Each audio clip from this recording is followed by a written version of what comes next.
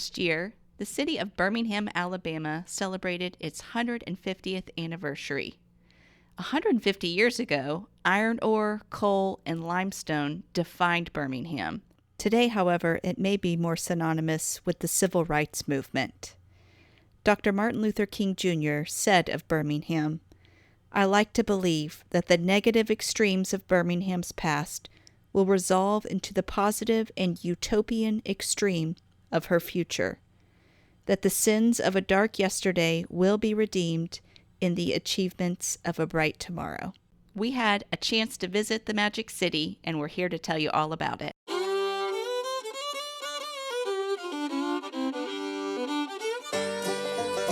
I'm Lainey. And I'm Laura Beth. And we are Steel Magnolias. the strength of steel with the grace of a magnolia. We are here to have uplifting conversations about life in the South. And we've got plenty of room at our table, so pull up a chair.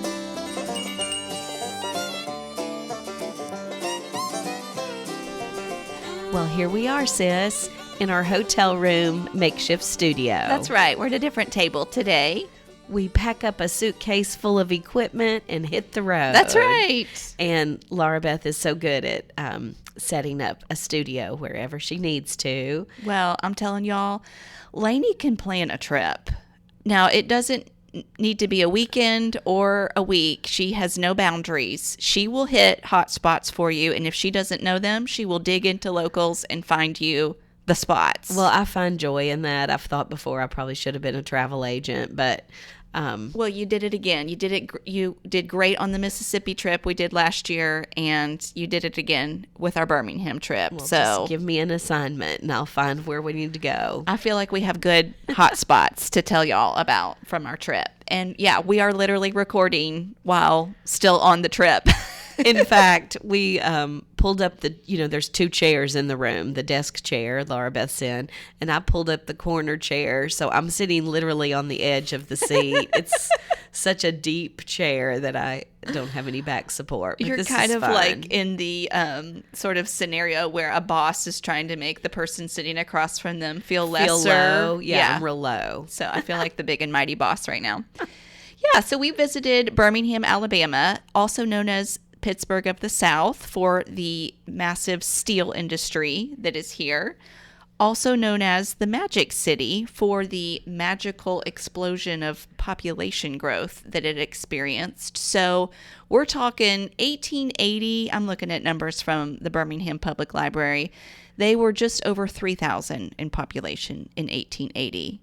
1890, 10 years later, 748% increase. They were at 26,000. Wow. In that 10-year period. Okay, then looking at 1910, another 245% increase. Now they're up to 132,000, and on and on and on. And it was quite an explosion. I cannot imagine seeing that sort of growth in a 10-year period or in you're a in 30-year Franklin. period. You're kind of watching it right now.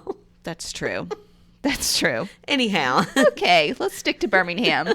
So, yeah. So it was magical in that sense. That's why it's called the Magic City. Yeah, I had to look that up. I had no idea. That's where that name came from. So we wanted to visit. It's almost 3 hours, but not even quite 3 hours south of us from Franklin, Tennessee. And it's a place of a lot of headquartered businesses are here. We even recognized a few On buildings. on large buildings in the downtown area. We recognized Shipt, which is a newer business, but one that you might be familiar with if you have groceries delivered to your home. We knew Southern Living was down here, and Hoffman Media, and they produce Southern Lady magazine and Tea Time and other sort of regionally Cast focused, iron. Cooking magazines. Milo's Tea is down here. Goldflake, Golden the chips Flake, are yeah. down here. Just lots that I think people would be familiar with that may be surprising that they're located here in Birmingham. Well, lots to do, lots to see here, but this is also a very significant area for civil rights. For sure. So that was one of the highlights, was going to the Civil Rights Institute. Yeah. Which is right across the street. I didn't realize it would be located right across the street from a significant church where MLK spoke before the march to Birmingham. Yep, 16th Street Baptist Church on Yes. 16th Street. Yes. So I guess that's why they selected to put the institute in that whole district in that area, since it had served that. Yeah, and it was very great 2-hour Sure. visit we had there. Yeah, well done museum. Some interactive parts, lots of reading. So I mean, just as any Give museum, yourself time. give yourself time to read, and you can go as deep as you want to. And I just thought it was a good timeline to remember, because if you're living today and you can hear my voice, then your parents very likely, or you yourself, overlapped with some of this timeline. And so it's pretty close to home, which is crazy. Even if this isn't a region of the country that you live in or a region of the world, the timeline overlaps a lot of people that you yourself know or are in your family. So it's just crazy. Just tender-hearted. I don't know. Just there's a lot that's difficult to know in humanity, that this kind of behavior happened in our lifetime and continues. Exactly. So Yeah. I just think it's important. I would say the one piece in the museum that absolutely stopped me in my tracks was when I came face to face with the white robe that was worn by someone of the Ku Klux Klan. And I didn't want to take a picture of it. I didn't want to even read the plaque.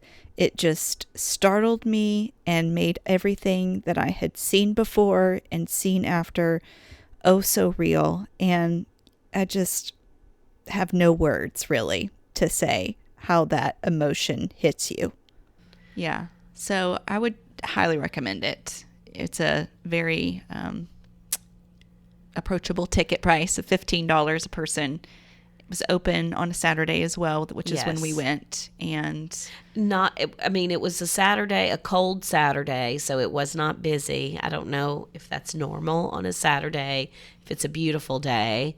But, there was others in there with us, but it wasn't real busy. Yeah. So I would say put that on your list for sure. Give yourself a couple of hours to do it. And it's in the downtown area. So also in the downtown area, should we go ahead and mention our peanut stop? Oh, just because we did those. I kind of wanted to mention them together just because they were close enough. Together. Now we moved the car.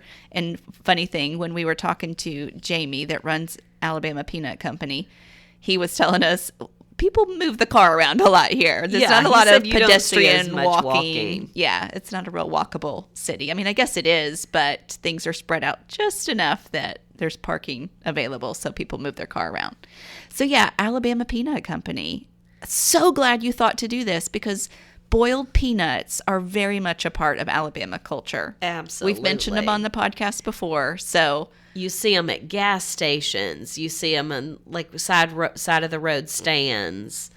I have tried them before from a gas station and did not enjoy them. Yeah, they're boiled, so they're wet. Yeah, that's what's unusual to me is I expect a peanut to be crunchy. Yes, not soft. Yes.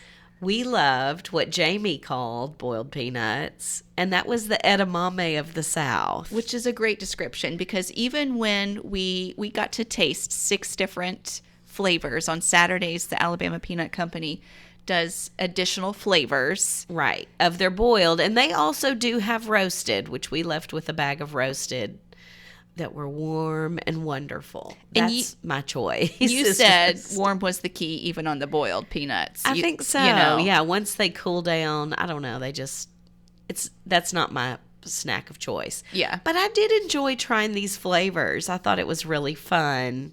So we had salt and vinegar, sriracha honey, French onion soup, classic just salt, Alabama Cajun, and jalapeno Dales. Yes. That was one of your favorites, right? It was. Yeah. I liked that one. Had a little spice to it.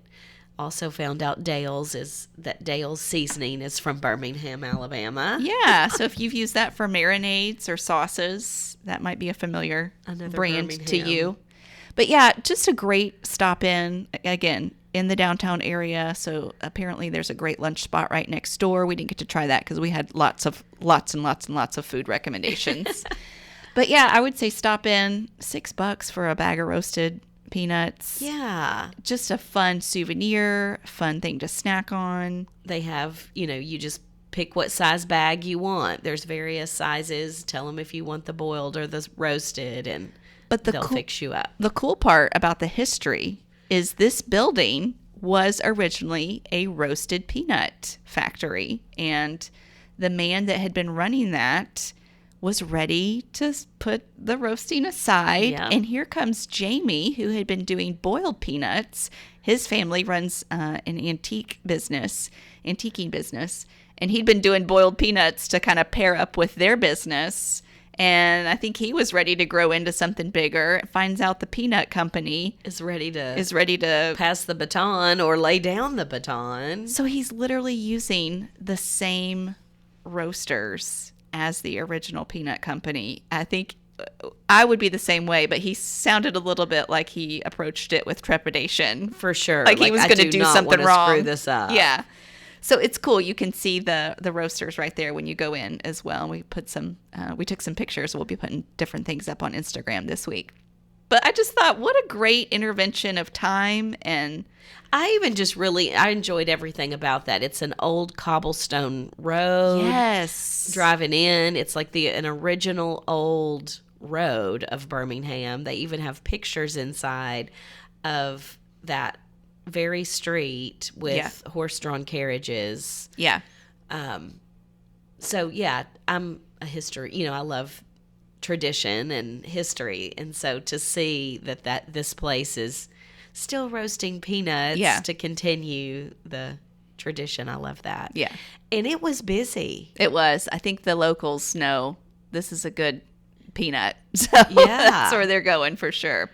I could tell people, it felt like regulars that were coming in, right? Regulars, very diverse crowd in there. They weren't looking at the menu. Like they came in knowing what they were getting. Yeah. And they do change out the Saturday additional flavors. In fact, he said they'd never done French onion, and that was your favorite one. I loved the French onion. Yeah. I thought that was such a good way to have a salty flavoring in a unique way that you didn't expect. So because Birmingham isn't real walkable, right, you kind of address things by neighborhood. Yeah, because you're moving the car. Right. Yeah. So some of the more popular neighborhoods would be Homewood, Mountain Brook, Trussville, Hoover, Vestavia Hills, and we also went to Avondale. Yeah.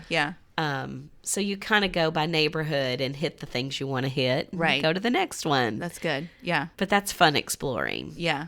So we spent time in Homewood and Avondale. We didn't make it down to Hoover, although I thought we might. There's just never enough time in a weekend. So let's talk about Homewood first, maybe. Okay. And that's where we stayed. We had some great shopping recommendations there. We specifically were told to check out 3 Sheets and the Alabama Goods store, which were both great. Yes. Loved them both. Found a fun toy store. We did. Cute bookstore. Anytime that a Main Street-esque sort of small town or any sort of town has a local bookstore, we always like popping in there. They had everything, bakery. Yeah. All the things. Yeah. We did some strolling through some of the side streets. We picked up some orange rolls, which were also recommended to us from the Urban Cookhouse there in Homewood. I'm telling y'all, if you're a listener and you're hearing recommendations, we followed a lot of these. Absolutely. Literally. This ordered was probably what people told us to. We ordered exactly what people told us to, went into the places. We followed a lot of y'all's lead. So thank you. Thank you. Because y'all had great recommendations. Nothing was amiss that we were told. Why bother with picking our own? Exactly. What else would we say about Homewood? Just great shopping all around. Had a very suburban feel to it. You were saying how kind everybody was, too, that you noticed in the stores and everything. They were. I would expect that, but it's always South, nice to just get that confirmed. Yes. Every once in a while. Always greeted in the stores and just a very warm, hospitable place for sure. We spent some time over in Avondale. Yes. which we were pulled into for restaurant reasons. Yum. Yes. Yum, yum. First of all, we went to the Pepper Place Market. Oh, yeah, that was fun. Yeah, so it's their Saturday farmers market. It's just 7 to 12, I believe, is the time. Yeah. And because it was winter, like it was just back. Yeah. And it was smaller than normal. And indoors, yeah. Yeah. But, So we saw a sign on the Pepper Place that said Dr. Pepper Company. So I looked it up because I was like, wait, is that why this is? why this is Pepper Place? Sure is. So naive. I'm like, is it because it's a farmer's market and they have good peppers? I don't know. So Dr. Pepper out of Waco, Texas, started booming. And in 1920s, they put in 2 additional bottling facilities, one in Dallas and one here in Birmingham. So the Birmingham facility handled all the Dr. Pepper bottling east of the Mississippi. Okay. And so they were there bottling Dr. Pepper till the early 80s, I read. Wow. Yeah. So that was fun. I That love is Dr. fun. Pepper. And we've done a whole episode on Southern sodas because there's some great ones that came out of the South. So many. So yeah, Pepper Place was fun. And then, yeah, we were torn on barbecue places. There was a lot to choose from. Yes. And in not fact, enough I still meals. think it's funny that a lot of the Greeks or even have their hands in barbecue. True. Not just traditional Greek food. They just like feeding people.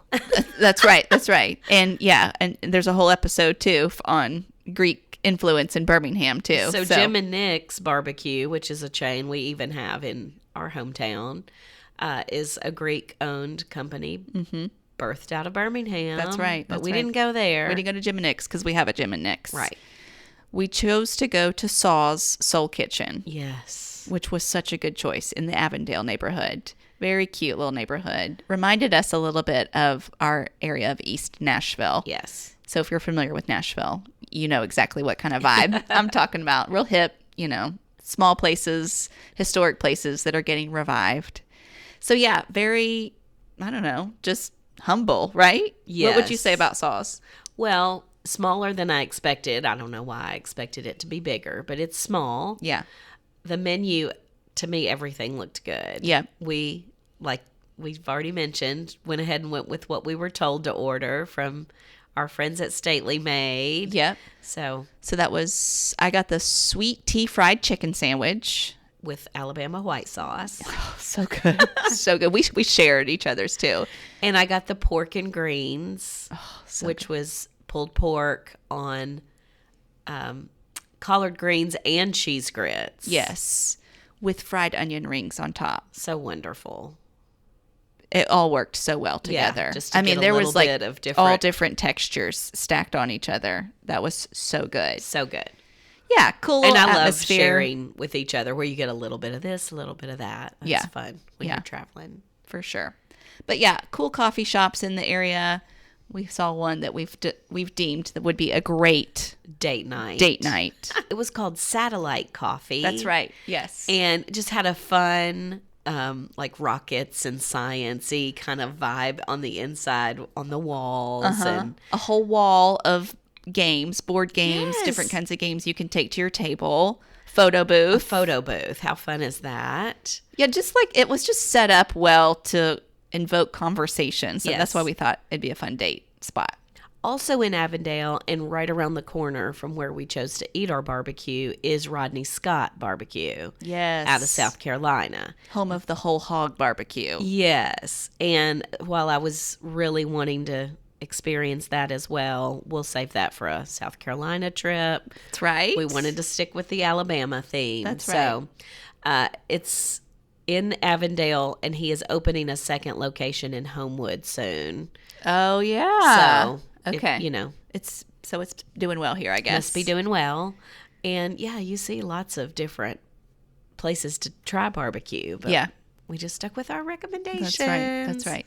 We also hit some great Greek-owned restaurants. Oh yeah. We're actually going to do a whole episode on the Greek influence in Birmingham. So we're not going to dive too deep into some of the history of these. But before we even really got into Birmingham proper, we hit up Nikki's West.